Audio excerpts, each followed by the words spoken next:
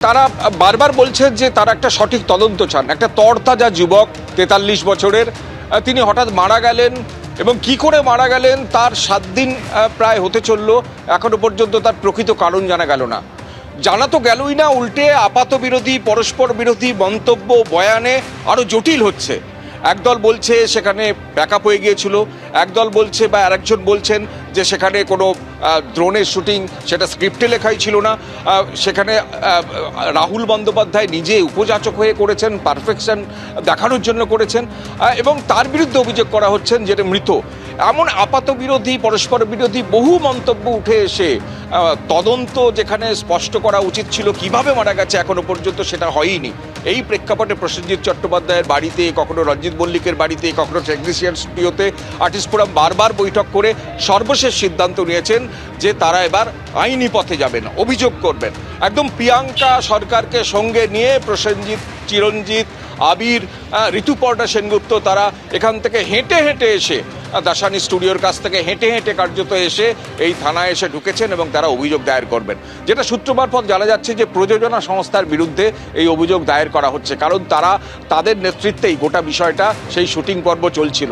তুমি জানো যে প্রযোজনা সংস্থার তরফে একটা বিবৃতি দেওয়া হয়েছে, সেই বিবৃতিতে তাদের যেমন আত্মপক্ষ সমর্থন করেছেন, তারা নিজেদেরও কিছু তথ্য সামনে এনেছেন, সেটা অনেকের কাছে বিশ্বাসযোগ্য হয়ে ওঠেনি। এমনকি এই আর্টিস্ট ফোরামের তরফ থেকে একটা চিঠি দিয়ে তাদের কাছে জানতে চাওয়া হয়েছিল যে তাদের একজন সহকর্মী, একটা ৪৩ বছরের ছেলে এইভাবে মারা গেল, কিভাবে মারা গেল, কোথায় গাফিলতি, গাফিলতি না থাকলে এটা হয় কি করে? সেই প্রশ্নের যে উত্তর এসছে তাদের কাছে, তারা কালকে সেটা পর্যালোচনা করে দেখেছেন সেটা কখনোই যথাযোগ্য বা গ্রহণযোগ্য নয়, তারা সন্তুষ্ট হতে পারেননি। তারপর তারা সিদ্ধান্ত নিয়েছেন যে তারা থানায় যাবেন, অভিযোগ দায়ের করবেন, এবং আর্টিস্ট ফোরামের তরফ থেকে একদল এইভাবেই থানায় এসে আজকে অভিযোগ দায়ের করছেন। প্রিয়াঙ্কা সরকার নিজে আছেন। পরশুদিনই তুমি জানো যে প্রসেনজিৎ চট্টোপাধ্যায়ের বাড়িতে প্রিয়াঙ্কা সরকার নিজে ছিলেন, দেব ছিলেন, পরমব্রত ছিলেন, সেখানে বৈঠক হয়েছে। কালকে স্টুডিওতে বৈঠক হয়েছে।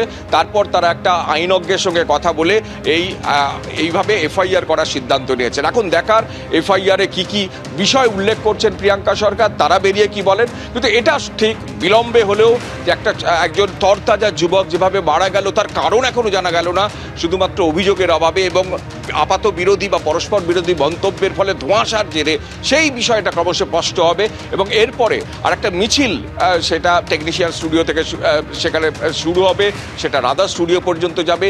সেখানেও বিচার চাইবেন এখানকার চলচ্চিত্র জগতের সঙ্গে যুক্ত একাধিক ব্যক্তি।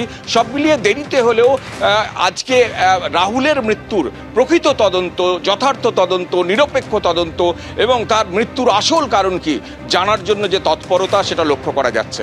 এবিপি আনন্দ, এগিয়ে থাকে, এগিয়ে রাখে।